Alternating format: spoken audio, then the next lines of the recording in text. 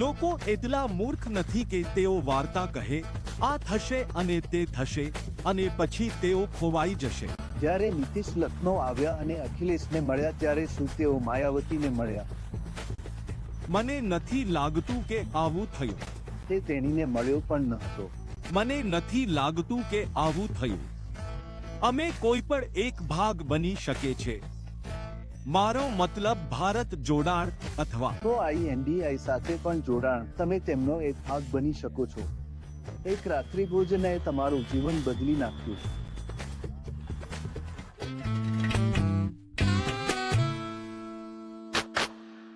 આકાશ આનંદ, અમારી સાથે જોડાવા બદલ તમારો ખૂબ ખૂબ આભાર.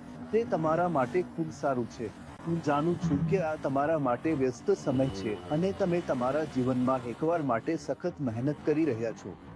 મારા જીવનમાં એકવાર પણ નહીં. મેં લાંબા સમય પહેલા કામ કરવાનું શરૂ કર્યું, પરંતુ મને રાખવા બદલ આભાર. તમારો ખૂબ ખૂબ આભાર. તે મહાન છે. હું તમને માત્ર પૂછવા માંગતો હતો કે તમે ભારતમાં કેમ જોડાયા નથી?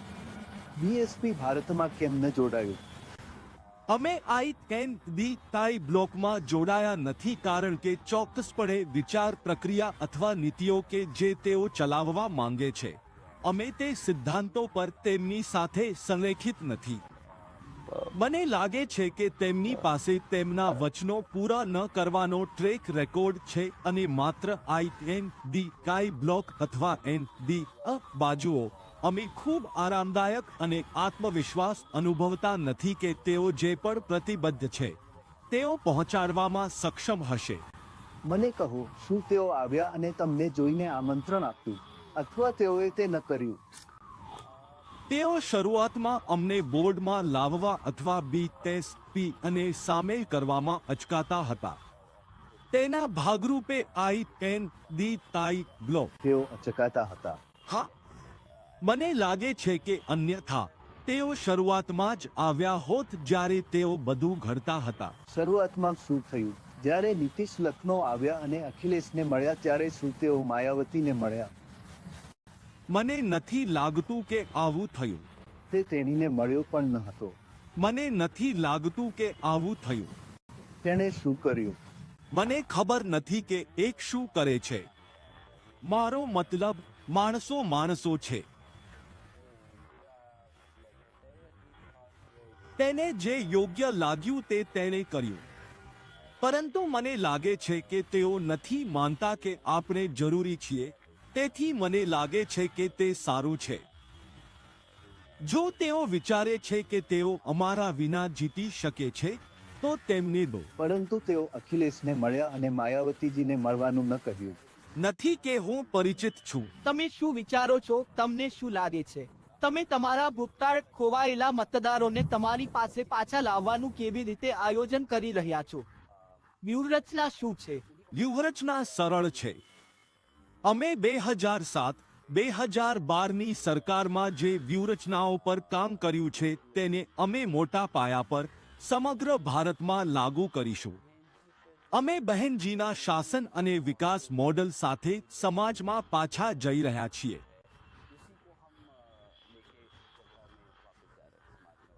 અને મને લાગે છે કે છેલ્લા 10 વર્ષમાં રાજકીય પરિદૃશ્ય બદલાયું છે. મને લાગે છે કે તમામ યુવા મતદારો અને પુખ્ત મતદારો પણ સમજી ગયા છે કે મેનિફેસ્ટો માર્કેટિંગ યુક્તિની જેમ જ રહ્યો છે. અમને તેમના જમીન પર અમલીકરણ ક્યાંય જોવા મળતું નથી. તેથી મને લાગે છે કે આ વખતે ફક્ત ટ્રેક રેકોર્ડ સાથે બજારમાં લોકો સુધી જવો તેમને ખાતરી આપવા માટે પૂરતું હશે કે અમે શાસન કરવા માટે વધુ યોગ્ય છીએ. આ તબક્કે દેશ. અહીં તમારો મુખ્ય વિરોધ કોણ છે? તમે મુખ્યત્વે કોની સાથે લડી રહ્યા છો? BJP અથવા યુરોપમાં SP? તમે મુખ્યત્વે ઉત્તર પ્રદેશ છો. પાર્ટી તો તમે મુખ્યત્વે કોની સાથે લડી રહ્યા છો? તેથી અમે મુખ્યત્વે ઉત્તર પ્રદેશ નથી. હા, અમે ઉત્તર પ્રદેશમાં ઘણી સફળતા જોઈ છે સંસદીય શરતોની દ્રષ્ટિએ. પરંતુ જો તમે અમારો વોટ શેર જુઓ તો અમે દેશભરમાં ફેલાયેલા છીએ. તમે ઉત્તર પ્રદેશમાં સૌથી મોટા છો. અમે ઉત્તર પ્રદેશમાં સૌથી મોટા છીએ. અને અમને લાગે છે કે અમે તમામ રાજ્યોમાં ચિંતા વ્યક્ત કરવામાં સફળ રહ્યા છીએ, પછી ભલે તે તમિલનાડુ હોય, પછી તે મહારાષ્ટ્ર હોય કે મધ્યપ્રદેશ. તો તમારો મુખ્ય વિરોધ કોણ છે? તમારો વિરોધ બીજા કરતા થોડો વધારે કોને છે? બીજેપી. હું જાણું છું કે તમે બંને કહેશો, પણ સહેજ વધુ કોણ છે? જુઓ, લોકોના હિતમાં, અમારા મતદારોના હિતમાં, અમે જે સમુદાયનું પ્રતિનિધિત્વ કરી રહ્યા છીએ તેના હિતમાં, અમે કોઈનો વિરોધ કરવાને બદલે અથવા કોઈને શોધીને એવું કહેવાને બદલે લોકોની સાથે છીએ કે તે ખરાબ છે અથવા આ સાચું છે અથવા આ છે ખોટું. મને લાગે છે કે સરકાર ચલાવવા માટે અમને બંને પક્ષો યોગ્ય લાગતા નથી. પરંતુ તમારા ભાષણોમાં, તમારી નીતિઓમાં, તમે મુખ્યત્વે કોને નિશાન બનાવી રહ્યા છો, બીજેપી અથવા એસપી? અમે કોઈને નિશાન બનાવી રહ્યા નથી. તમે હવે ખૂબ રાજદ્વારી છો. મારો મતલબ આ રાજકારણ છે. રાજકારણ એ સ્પર્ધા છે. જો આપણે જેની વાત કરીએ છીએ તે વ્યક્તિની નીતિઓ અને તેમની ક્રિયાઓ છે. ભલે તે બીજેપી કે પછી તે કોંગ્રેસ હોય કે એસપી કે પછી આમ આદમી પાર્ટી હોય, તેમણે જે નીતિવિષયક નિર્ણયો લીધા છે તે આપણા લોકોના હિતમાં નથી અને અમે ખરેખર તેનો વિરોધ કરી રહ્યા છીએ. અમે મતદારોને વિનંતી કરી રહ્યા છીએ કે તેઓ યોગ્ય વ્યક્તિની પસંદગી કરે જે દેશનું નેતૃત્વ કરી શકે, જેનું શ્રેષ્ઠ હિત હૃદયમાં હોય. મને લાગે છે કે તે વધુ મહત્વનું છે. ઠીક છે, હું તેને બીજી રીતે મૂકી દઉં અને પ્રયત્ન કરું કે તમે વધુ રાજદ્વારી ન બનો. નંબર 1, તમારા વોટનો સૌથી મોટો ખતરો બીજેપીને ક્યાં છે? અથવા એસપીને? અથવા બીજેપી તરફથી તમને વોટ મળવાની સૌથી મોટી સંભાવના ક્યાં છે? અથવા એસપી સમર્થકો તરફથી?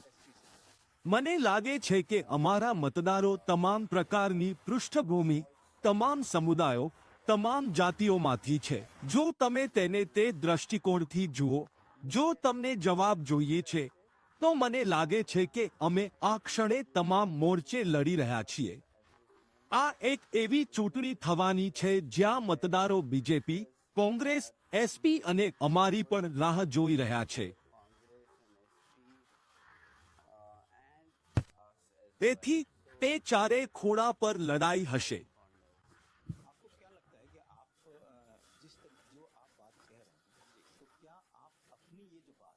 તમને શું લાગે છે, તમે જે પણ કહી રહ્યા છો, શું તમે ભૂતકાળમાં તમારી સાથે રહેલા મતદારો સુધી તમારો સંદેશો પહોંચાડી શકશો? તમે શું વિચારો છો? તમને શું લાગે છે? જુઓ, છેલ્લા 2.5 વર્ષથી જે રીતે ઓન ગ્રાઉન્ડ એક્શન ચાલી રહ્યું છે, અમને પૂરો વિશ્વાસ છે કે કાર્યકરોની સાથે અહીં ત્યાં ભટકેલા મતદારો પણ પાછા આવશે. અમારા બધા સાથીદારોએ સોસાયટીમાં જઈને લોકોને ખૂબ જ સ્પષ્ટ કર્યું છે કે મફત રાશન આપીને જો કોઈ તમને કહે કે મોદીજીએ તમને મીઠું આપ્યું છે, તો તેમના ઉપકારનો બદલો આપવાનો સમય આવી ગયો છે.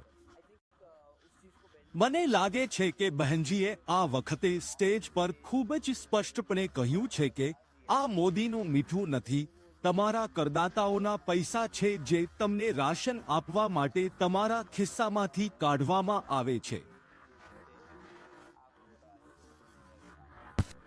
મને લાગે છે કે આ મુદ્દાઓ લોકો સાથે જમીન પર ચર્ચા કરવા અને તેમને સમજાવવા માટે વધુ મહત્વપૂર્ણ છે. જે બાબતો તમને ભાવનાત્મક રીતે મૂંઝવણમાં મૂકે છે, જે બાબતોને ગેરમાર્ગે દોરવામાં આવી રહી છે, પછી તે ધર્મ વિશે હોય, મફત રાશનની વાત હોય કે સબસિડીના નામે લાગણીશીલ હોય, આ તમામ બાબતોને જમીન પર સંબોધવાની જરૂર છે અને આપણે ટોચ પર ઊભા રહેવાની જરૂર છે. આ બાબતોમાંથી અમને પૂરો ભરોસો છે કે લોકો સમજે છે કે કોણ તેમના ભલાની વાત કરી રહ્યું છે અને કોણ તેમના નુકસાનની વાત કરી રહ્યું છે. પરંતુ મોટાભાગના લાભાર્થીઓ તમારા મતદારો હતા. હવે બધા ત્યાં ગયા છે. તો તમે જે કહો છો કે અમે પણ સમજાવવાનો પ્રયાસ કરી રહ્યા છીએ, શું તમને લાગે છે કે તેઓ જમીન પર સમજી રહ્યા છે? જો હું તમારા ખિસ્સામાંથી તમારા 30% પૈસા કાઢી લઉં અને પછી હું તમને એ 30%માંથી 1000 રૂપિયાનું રાશન આપું અને કહું કે હું કાલથી તમારી નોકરી છીનવી લઈશ, તો તમે પણ સમજી શકશો.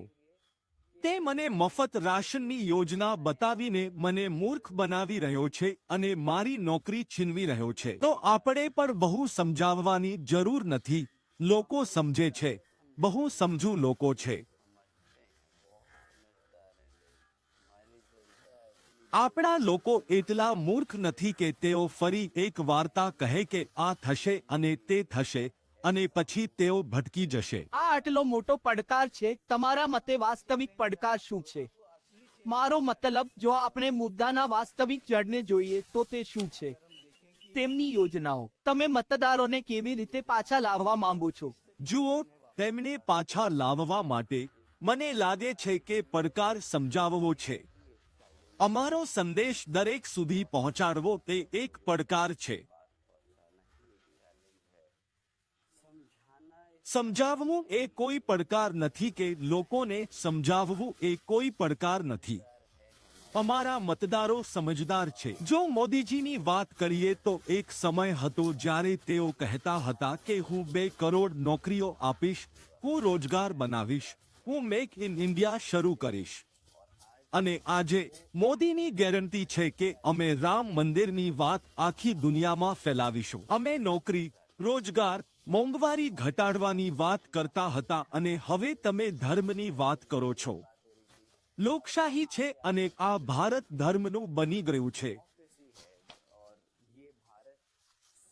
તે માત્ર એક ધર્મ વિશે નથી.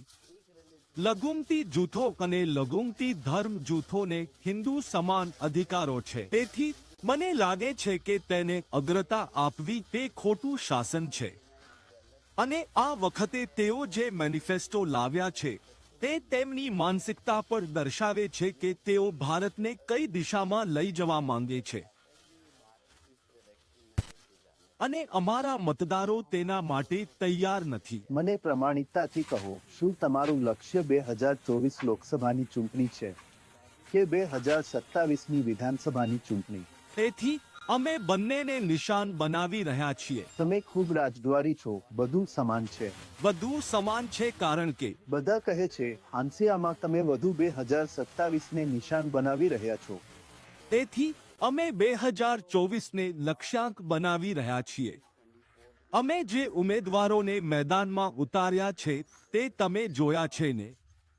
તે બધા પૂરી તાકાતથી લડી રહ્યા છે. તેઓ મેદાનમાં છે અને મને ખાતરી છે કે પ્રથમ તબક્કાના મતદાન પછી મને લાગે છે કે અમે મતદાનના આગામી 6 તબક્કામાં પણ થોડી હકારાત્મક અસર જોઈશું. અમારા માટે 2024 એ એક મોટી પ્રાથમિકતા છે, તેમજ 2027. તેથી અમે તૈયારી કરી રહ્યા છીએ. અમે 2027 માટે પાયો બનાવી રહ્યા છીએ, પરંતુ આ અમારા માટે નક્કર ચૂંટણી છે. શું તમે 2027 સુધી કોઈની સાથે મિત્રતા કરશો? ના, અત્યારે નહીં. પેલી મેં નિર્ણય લેવાનો છે. બહેનજીએ અત્યારે 2027 અંગે કોઈ નિર્ણય લીધો નથી. નિર્ણય લીધો નથી, તેથી કોઈ સાથી હોઈ શકે કે ન હોઈ શકે. કદાચ ના પણ હોય. તેથી સિદ્ધાંતમાંના મુદ્દાઓમાંની એક એવી વસ્તુ છે જેને સંબંધિત વંચિતતાનો સિદ્ધાંત કહેવાય છે. તેનો અર્થ એ છે કે દલિતોમાં કહો કે તમારી પાસે જ્ઞાતિના ઘણા વિવિધ સ્તરો છે. લોકો ઉચ્ચ જ્ઞાતિની વિરુદ્ધ કરતા તરત જ તેમની ઉપરની જાતિના વધુ વિરોધી છે, કારણ કે તેઓ ઉચ્ચ જ્ઞાતિઓ સાથે એટલો સંપર્ક ધરાવતા નથી, પરંતુ તેમને તાત્કાલિક ઉચ્ચ જ્ઞાતિઓ સાથે સતત સમસ્યાઓ હોય છે. તો શું તમને દલિતોની અંદર એવી સમસ્યા છે કે એક પ્રકારના દલિતને તેમની ઉપરની જાતિ તરત જ ગમતી નથી, તેમને તેમની ઉપરની જાતિ ગમતી નથી? સંબંધિત વંચિતતા. તેથી છેલ્લા 4-5 વર્ષોમાં હું દેશભરમાં સમય પસાર કરી રહ્યો છું. અમે આને પડકાર તરીકે જોયું નથી. મારો મતલબ કે અમને આ સમજાયું છે કે BSP પહેલા આ એક મોટી ચિંતા હતી, પરંતુ જેમ જેમ સમય આગળ વધતો ગયો તેમ તેમ તેઓએ જોયું કે તે કોઈ એક ચોક્કસ જાતિ વિશે નથી, તે કોઈ ચોક્કસ સમુદાય વિશે નથી. જો SCs, STs, OBCs અને અન્ય લઘુમતી જૂથો એકસાથે આવી શકે છે, તો તેઓ વાસ્તવમાં પોતાને અને એકબીજાથી લાભ મેળવી શકે છે. તેથી મને લાગે છે કે 2007 થી 2012ની સરકાર જોયા પછી સમુદાયને આ સમજાયું છે.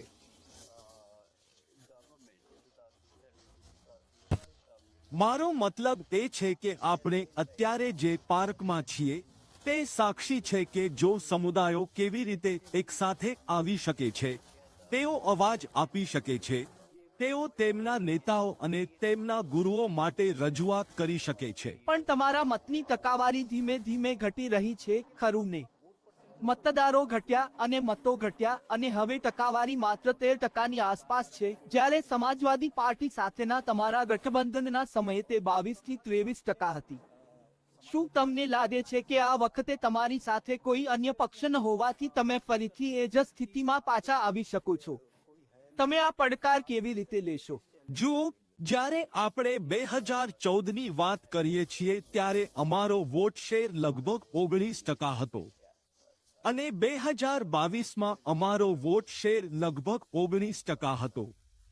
અમે 2024માં એકલા લડ્યા હતા અને અમને એક પણ સીટ મળી ન હતી. અને જ્યારે અમે 19માં લડ્યા ત્યારે અમારી પાસે સાથીદાર હતો. આમ તો પણ અમારો વોટ શેર હતો, પણ અમારી પાસે 10 બેઠકો હતી. જો અમે જોડાણ સાથી સાથે રહીએ છીએ તો અમને અમારી બેઠકો મળશે. જ્યારે અમારી પાસે નથી ત્યારે તેઓ પોતે જ અમારા મત કાપવા અને અમારા ઉમેદવારને હરાવવાનું કામ કરે છે. તેથી લોકો પૂછતા રહે છે કે તમે એકલા લડો છો અથવા તમે કોઈની સાથે લડશો, અને જો તમે એકલા લડી રહ્યા છો તો તમે બીજાના મત કાપી રહ્યા છો. મને લાગે છે કે તે ખરેખર વિપરીત છે. તે બીજી રીતે કામ કરે છે. જ્યારે આપણે એકલા લડીએ છીએ ત્યારે બીજી પાર્ટી આપણો મત કાપી નાખે છે અને આપણા ઉમેદવારને હરાવે છે.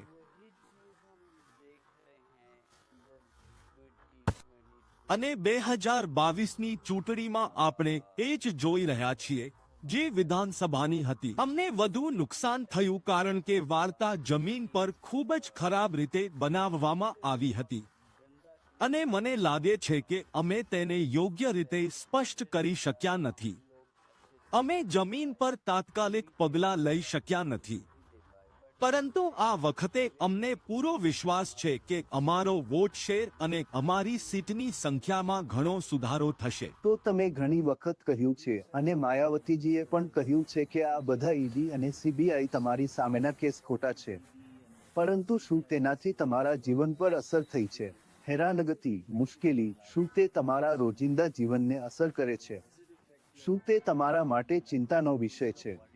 જુઓ, ફરીથી જો તમારી સામે પોલીસ કેસ થયો હોય તો હું ઈડી વિશે વાત નહીં કરું અને સીબીઆઈ, પરંતુ ધારો કે તે તમારા સ્થાનિક પોલીસ સ્ટેશનમાં તમારી સામે સામાન્ય કેસ છે. તે હંમેશા તમારા મનની પાછળ રહે છે કે તમે ખોટા ન હોવ તો પણ તમે જાણતા નથી કે પરિણામ શું આવી શકે છે.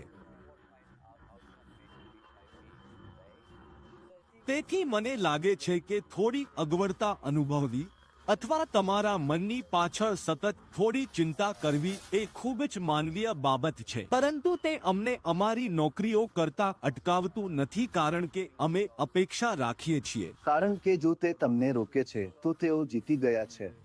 હા, તેથી એવું બન્યું નથી. મને એવું નથી લાગતું.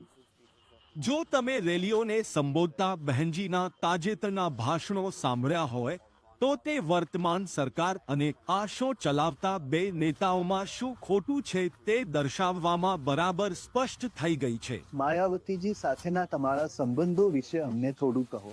શું તમે તેમને વારંવાર મળો છો? શું તમે તેમની પાસેથી શીખો છો? અમે શીખતા આવ્યા છીએ. પ્રથમ, તમને કેવી રીતે પસંદ કરવામાં આવ્યા? તેથી વાસ્તવમાં તે એવી કોઈ વસ્તુ ન હતી જેનું આયોજન કરવામાં આવ્યું હતું અથવા કંઈક એવું ન હતું જે કુટુંબ માટે આદર્શ રીતે હતું. મેડમ જાહેરમાં ખૂબ જ સ્પષ્ટ હતા અને અમે પરિવારમાં પણ આંતરિક રીતે સ્પષ્ટ હતા કે રાજકીય ક્ષેત્રમાં કોઈ ભાગ લેવાનું નથી. અને તેણીએ ભૂતકાળમાં એવા કેટલાક નેતાઓને ઊભા કરવાનો પ્રયાસ કર્યો છે જે પક્ષને આગળ લઈ શકે, પરિવારમાંથી બહાર, કુટુંબમાંથી, તે બધા. પરંતુ કંઈક અથવા અન્ય પાક ચાલુ રાખ્યું અને તેઓ પ્રસંગ માટે ઊભા થઈ શક્યા નહીં. અમને જે સમજાયું તે મેડમને અમુક તબક્કે ખ્યાલ આવ્યો. વરિષ્ઠ સલાહકારોએ પણ આ વિશે સલાહ આપવાનું શરૂ કર્યું કે તમે કુટુંબમાંથી કોઈને લાવશો તે સારું છે, ઓછામાં ઓછું પક્ષ ખોટા હાથમાં ન જાય તેની ખાતરી કરવા માટે. અને આ રીતે કુટુંબની બધી ચર્ચાઓ ઊભી થઈ. હવે કુટુંબમાંથી એક વ્યક્તિને પસંદ કરવી એ બધા વડીલોનો નિર્ણય છે. તે એવી વસ્તુ નથી જે આપણે લીધી. તે બહેનજી અને પિતા અને માતા વચ્ચેનો સંયુક્ત કોલ હતો કે અમે તેમની સાથે આગળ વધવા માંગીએ છીએ. શું તે શરૂઆતમાં ડિનર ટેબલ પર સાથે બેસીને જેવું હતું? હા, તેથી તે માત્ર એક કુટુંબ રાત્રિ ભોજન હતું. મેડમ પરિવાર સાથે થોડો સમય પસાર કરવા માટે સમય કાઢે છે. તેથી અમે તે રાત્રે માત્ર કુટુંબ રાત્રિ ભોજન કરી રહ્યા હતા અને તે અમારા બધા માટે થોડું અસ્પષ્ટ હતું કે તેણીએ કહ્યું, ઠીક છે, તમે જાણો છો કે પાર્ટી કેવી રીતે આગળ વધી રહી છે. અને તે કંઈક છે જે તમામ વરિષ્ઠ નેતાઓ તરફથી આવ્યું છે કે અમારે કોઈને મૂકવાની જરૂર છે. પરિવાર જે ચળવળમાં પાર્ટીના નિર્માણમાં મદદ કરી શકે છે. એક રાત્રિભોજને તમારું જીવન બદલી નાખ્યું. તે કોઈ રાત્રિભોજન નથી જેણે મારું જીવન બદલી નાખ્યું. હું કહીશ કે આ સંઘર્ષ, આ રાજકીય સંઘર્ષ આપણે બાળપણથી લાંબા સમયથી જોતા આવ્યા છીએ. બીએસપી નું સૂત્ર સૌપ્રથમ તે સોશિયલ એન્જિનિયરિંગ વિશે હતું અને એક સૂત્ર હતું જે તમે કહ્યું હતું કે તે એક અફવા છે અને સોશિયલ એન્જિનિયરિંગ હતું જેનું નામ હતું હાથી નહીં ગણેશ હઈ. પરંતુ આ વખતે ચૂંટણી દરમિયાન આપણે જોઈ શકીએ છીએ બીએસપી કા પહેચાન નીલા ઝંડા હાથી નિશાન. તો આ નવા સૂત્રનું કારણ શું છે? શું તે કોઈ કટોકટીના કારણે છે અથવા તે એટલા માટે છે કે મતદારો તેના વિશે ભૂલી ગયા છે કારણ કે લાંબા સમયથી તમારી સાથે ગઠબંધન નથી? તેની પાછળનું કારણ શું છે? જુઓ, બધા સૂત્ર એક જ રીતે બનાવવામાં આવ્યા છે. એવું નથી કે એકનો વધુ ઉપયોગ થાય છે અથવા બીજાનો ઓછો ઉપયોગ થાય છે. જ્યારે તમે સ્ટેજ પર હોવ અને પ્રેક્ષકો તમને જોઈ રહ્યા હોય ત્યારે હૃદયમાંથી જે પણ નીકળે છે તે તમારું સૂત્ર બની જાય છે. તેથી તમે જે સૂત્ર વિશે વાત કરી રહ્યા છો, નીલા ઝંડા હાથી નિશાન, મને લાગે છે કે તે માત્ર લાગણીશીલ છે જે લોકોના હૃદયમાંથી બહાર આવે છે. અમે અમારા સૂત્રો સાથે કંઈ પણ પ્રચાર કરવાનો પ્રયાસ કરી રહ્યા નથી અને ઓછામાં ઓછા આ કાર્યકાળમાં અમારી પાસે એવો કોઈ એજન્ડા નથી. તમે તમારા ભાષણોમાં જે બાબતો વિશે એકદમ અવાજ ઉઠાવ્યો છે તેમાંની એક છે યોગીનું બુલડોઝર રાજ. જો તમે અમારા દર્શકોને કહી શકો તો બુલડોઝર રાજ વિશે તમે શું વિચારો છો? બુલડોઝર રાજ સાચા અર્થમાં છે અને જ્યારે તેઓ પહેલીવાર સત્તામાં આવ્યા ત્યારે બહેનજી તેમના કાર્યકાળમાં શું કરી શક્યા હતા. તેથી જો તમને યાદ હોય તો મેડમે આતિક અહેમદની ગેરકાયદેસર ઇમારતને બુલડોઝ કરવા માટે બુલડોઝરનો ઉપયોગ કર્યો હતો. એવી ઇમારતો બાંધી હતી જ્યાંથી તે પોતાનો વ્યવસાય ચલાવતો હતો અને તે જ બુલડોઝર રાજનો સાચો અર્થ માનવામાં આવતો હતો. યોગીજીના કાર્યકાળમાં બુલડોઝરે જે કરવું જોઈતું હતું તે કર્યું નથી. તે દાયકાઓથી ઘરોમાં રહેતા લોકોને સફળતાપૂર્વક નીચે ચલાવવામાં સફળ રહ્યું છે. કોઈનું ઘર ચલાવવું એ એવી વસ્તુ નથી જેની ઉજવણી કરવી જોઈએ અથવા ગર્વથી વાત કરવી જોઈએ. મને લાગે છે કે તે ખૂબ જ ખોટું છે. તો શું તમને લાગે છે કે ડબલ એન્જિન રાજને બદલે તે ડબલ બુલડોઝર રાજ છે? મને લાગે છે, હા, તમે જે કહ્યું તે સાચું છે. તે બે રીતે છે. એક મોટા પાયા પર દેશનો નાશ કરી રહ્યો છે બીજો મોટા પાયે રાજ્યનો નાશ કરી રહ્યો છે. આકાશ આનંદ, રાજકારણમાં આવ્યા પછી તમને કેવું લાગે છે? તમે રાજકારણમાં નહોતા, હવે તમને કેવું લાગે છે? રાજકારણમાં આવ્યા પછી એક તક છે કે તમને આટલું મોટું પ્લેટફોર્મ મળ્યું છે. હું BSPમાં મારા બધા મિત્રોનો આભાર માનવાની આ તક લેવા માંગુ છું કે તમે મારા પર એટલો વિશ્વાસ દર્શાવ્યો છે કે મને આટલી મોટી જવાબદારી સોંપવામાં આવી છે. તેથી તે જવાબદારીની ભાવના સિવાય બીજું કંઈ નથી કે અમને એવી તક મળી છે જ્યાં અમે તમામ સંપ્રદાયો અને સમુદાયોના હજારો અને કરોડો લોકોને મદદ કરી શકીએ છીએ.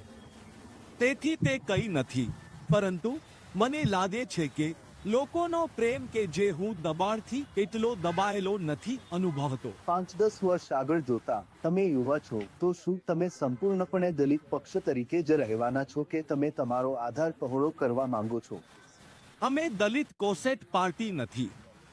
અમે લઘુમતી જૂથોના તમામ સમૂહોનું પ્રતિનિધિત્વ કરીએ છીએ, પછી ભલે તે નાગરિક જાતિઓ હોય, અમે OBC સમુદાય તેમજ અમારી પાસે તમામ સેટમાં મહાન નેતાઓ છે. તો તમે વિશાળ આધાર રાખવા માંગો છો. શું તમે હા, દલિતો જ નહીં, માત્ર દલિતો જ નહીં, પરંતુ તેઓ પ્રાથમિક પાયો છે? જુઓ, દરેક રાજકીય પક્ષનો કોર વોટ બેઝ હોય છે, હું માનું છું. અને મને લાગે છે કારણ કે આપણે તે ચોક્કસ જ્ઞાતિમાંથી આવ્યા છીએ, તે જાતિના લોકો તેમના પોતાનામાંથી કોઈકને રાષ્ટ્રીય પક્ષનું નેતૃત્વ કરતા જોવા તરફ ખૂબ જ વલણ ધરાવે છે. મને લાગે છે કે તે શું છે. જ્યારે અમે તમને સ્ટેજ પર ભાષણ આપતા જોઈએ છીએ ત્યારે તમે ખૂબ જ જોરથી બોલો છો અને ખૂબ જ આક્રમક દેખાય છે. શું તમને લાગે છે કે જો તમે આક્રમક ન હો તો લોકો તમે જે બોલો છો તે સમજી શકશે નહીં? મતદારોની સામે ઘણા અવરોધો છે. શું તમને તેમના સુધી સંદેશ પહોંચાડવા માટે ખૂબ બળની જરૂર છે? તેમને સંદેશો પહોંચાડવા માટે મને બળની જરૂર નથી. હું સ્ટેજ પર જે ગુસ્સો જોઉં છું તે માત્ર મારો ગુસ્સો નથી, તે આપણા તમામ લોકોનો ગુસ્સો છે. મને સ્ટેજ પર તેમનો ગુસ્સો વ્યક્ત કરવાની તક મળે છે. હું બૂમો પાડું કે ઝડપથી બોલું એ તેમના માટે નથી. તે મોટા નેતાઓ માટે છે જેઓ તેમના બંધ રૂમમાં બેઠા છે. મુખ્ય પ્રધાન કાર્યાલય, વડાપ્રધાન કાર્યાલય, તે તેમના માટે છે. તો હવેથી 10 વર્ષનો યુવક ક્યાં હશે? મને લાગે છે કે તે 10 વર્ષની મુસાફરી નથી, તે 30, 35, 40 વર્ષની યાત્રા છે. તમારે રાજદ્વારી બનવાની જરૂર છે. 35 વર્ષની સફર, તો વડાપ્રધાન તરીકે 35 વર્ષ? ના, મારા માટે નહીં. મને લાગે છે કે બહેનજીને દેશના વડાપ્રધાન બનાવવા માટે આખા સમુદાયે પોતાના ખભા પર કામ લીધું છે અને મને લાગે છે કે આપણે તે ટૂંક સમયમાં જ જોઈશું. તે કેવા પ્રકારની વ્યક્તિ છે તેનું 1 કે 2 વાક્યોમાં વર્ણન કરો. એક મજબૂત નેતા, મજબૂત વહીવટકર્તા, ન્યાયી, ખૂબ ન્યાયી. વ્યક્તિગત મોરચે? વ્યક્તિગત ફ્રન્ટ, મને લાગે છે કે માતા. કોઈ એવી વ્યક્તિ જે તેના પોતાના માટે ખૂબ કાળજી રાખે છે અને મને લાગે છે કે તેણી તેના પરિવારને તેના પોતાના એકલા તરીકે ગણવામાં આવતી નથી. પરંતુ શું તેની તમારા પર થોડી અઘરી છે? તમારે કોઈની જરૂર છે જે તમારા પર સખત હોય, ખરું ને? વ્યાવસાયિક અર્થમાં હા, તે ખૂબ જ અઘરી છે. અમારી સાથે બીજા બધાની જેમ જ વ્યવહાર કરવામાં આવે છે. હંમેશા મારી આગળ વરિષ્ઠ નેતાઓ હોય છે અને મને લાગે છે કે વ્યાવસાયિકતા એ જ છે. અમે એક રાજકીય પક્ષ છીએ અને સિનિયોરિટીનું હંમેશા એ જ રીતે સન્માન કરવામાં આવે છે, પછી ભલે તમે પરિવારમાંથી આવો કે ન હો. તેથી હું તમને પૂછવા માંગતો હતો કે જો ચૂંટણી પછી કોઈને પૂર્ણ બહુમતી ન મળે અને તેમને BSPની જરૂર હોય સમર્થન, શું તમે BJPમાં જોડાશો? તેમની સાથે સરકાર સાથી છે. બહેનજીએ ચૂંટણીની શરૂઆતથી જ સ્પષ્ટ કરી દીધું છે કે પરિણામો આવતા જ ચૂંટણી પછીના જોડાણો ચર્ચાનો વિષય બનશે. જો કોઈ પણ પક્ષને સરકાર બનાવવાના સંદર્ભમાં સહાયની જરૂર હોય અને અમે સરકારનો ભાગ બની શકીએ છીએ અને અમારી પાસે એવી સ્થિતિમાં છે કે જ્યાં અમે અમારા લોકોને મદદ કરી શકીએ તો અમે ચોક્કસપણે તેનું મૂલ્યાંકન કરીશું. તેથી તમે બીજેપી નો ભાગ બની શકો છો, સરકાર સાથી તરીકે. અમે કોઈના પણ ભાગ બની શકીએ. મારો મતલબ જો INDI જોડાણ બને છે અને INDI સાથે પણ જોડાણ, તમે તેમનો ભાગ બની શકો છો. તેમાંથી ક્યાં તો તેમાંથી કોઈ પણ તમે તેમની સાથે સાથી બની શકો છો. આકાશ આનંદ, તું આજે જુવાન છે. તમે ઉત્તર પ્રદેશમાં બહુ મોટી પાર્ટીના અનુગામી છો. જવાબદારી તમારા ખભા પર છે. આજના રાજકારણને તમે કેવી રીતે જુઓ છો? કારણ કે તમે યુવા છો. યુવા તરીકે તમે વર્તમાન રાજકારણને કેવી રીતે વર્ણવશો? બીજેપીના અનુગામી હોવા ઉપરાંત જો તમે એકમાત્ર યુવા છો જે તમામ યુવાનોનું પ્રતિનિધિત્વ કરે છે, તો શિક્ષિત યુવા આજના રાજકારણને કેવી રીતે જુએ છે? યુવા તરીકે તમે વર્તમાન રાજકારણને કેવી રીતે વર્ણવશો? BJP ના અનુગામી હોવા ઉપરાંત જો તમે એકમાત્ર યુવા છો જે તમામ યુવાનોનું પ્રતિનિધિત્વ કરે છે, તો શિક્ષિત યુવા આજના રાજકારણને કેવી રીતે જુએ છે? બીજું, શિક્ષણ પછી રોજગારી છે. અમારી પાસે એટલી નોકરીઓ નથી કે જેઓ ભણીને આ ખરાબ સિસ્ટમમાંથી બહાર આવી રહ્યા છે તેમને પણ અમે નોકરી આપી શકતા નથી. આજે લગભગ 3 કરોડ બાળકો સ્નાતક થયા છે. તે પછી પણ દેશમાં 50 થી 60 લાખથી વધુ નોકરીઓ બહાર આવી રહી નથી. તેથી સૌપ્રથમ પાયાને સોટ કરવા માટે તમારે શિક્ષણ પ્રણાલીને ઠીક કરવી પડશે. તે પછી તમારે એમ્પ્લોયબિલિટી ઇન્ફ્રાસ્ટ્રક્ચરને ઠીક કરવું પડશે. તે પછી તમારે રિયલ એસ્ટેટ ઇન્ફ્રાસ્ટ્રક્ચરને ઠીક કરવું પડશે. પરિવહન વ્યવસ્થા યોગ્ય છે કે નહીં? જો એક વ્યક્તિ ભારત ચલાવશે તો સમગ્ર દેશની રેલવે વ્યવસ્થા ઠીક નહીં થાય. આજે પણ ગામડાઓમાં જાવ તો એ જ જૂની 50-60 વર્ષ જૂની ટ્રેનો દોડે છે જેમાં લોકો બેસવાનું પસંદ કરતા નથી. તમે સરકાર વિશે શું કહો છો?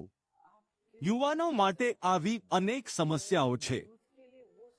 નોકરી માટે યુવકને નોઈડા, દિલ્હી, બોમ્બે, કોલકાતા શા માટે જવું પડે છે?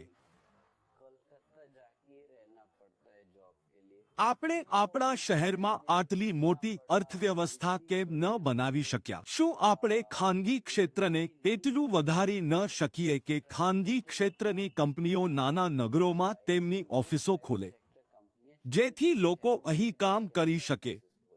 મને લાગે છે કે તે બધી ચિંતાઓ સૌથી મોટી છે જે સંબોધવા માટે છે. પૂર્વી ઉત્તર પ્રદેશમાં તમારા કેટલા મતદારો છે? ખાસ કરીને કયો વિસ્તાર પશ્ચિમી યુપી કરતા ગરીબ વિસ્તાર છે? અન્ય સ્થળોએ સ્થળાંતર કર્યું છે અને તેથી પાછા આવીને મતદાન કરી શકતા નથી? કારણ કે અમે પૂર્વી ઉત્તર પ્રદેશમાં પુરુષોનું મતદાન જોયું છે, ઘણું ઓછું છે. હા, પડકારો આવ્યા છે અને તે જ મેડમે ચિંતા વધારી છે. રાજ્યને 2 ભાગમાં વહેંચી દીધું છે કારણ કે તે ચોક્કસ પ્રદેશ પર વિશેષ ધ્યાન કેન્દ્રિત કરવાની જરૂર છે. માત્ર આર્થિક નહીં પરંતુ વહીવટી ફોકસ, જેથી વિકાસ ભૂતકાળમાં જે થઈ રહ્યો છે તેના કરતા સંપૂર્ણપણે અલગ ઝડપે થઈ શકે. અહીં બહાર આવવા બદલ તમારો ખૂબ ખૂબ આભાર. સૂર્ય અને ગરમી તમને પરેશાન કરતા નથી. તમે દેખીતી રીતે આ હવામાનમાં આખો સમય ભાષણો આપી રહ્યા છો. મને લાગે છે કે બાળપણથી ગરમી મારા માટે કોઈ સમસ્યા નથી, તેથી આ મારા ફાયદા માટે કામ કરે છે. તમારો ખૂબ ખૂબ આભાર. તમારો ખૂબ ખૂબ આભાર. ખરેખર તમારો ખૂબ ખૂબ આભાર. હું તેની પ્રશંસા કરું છું.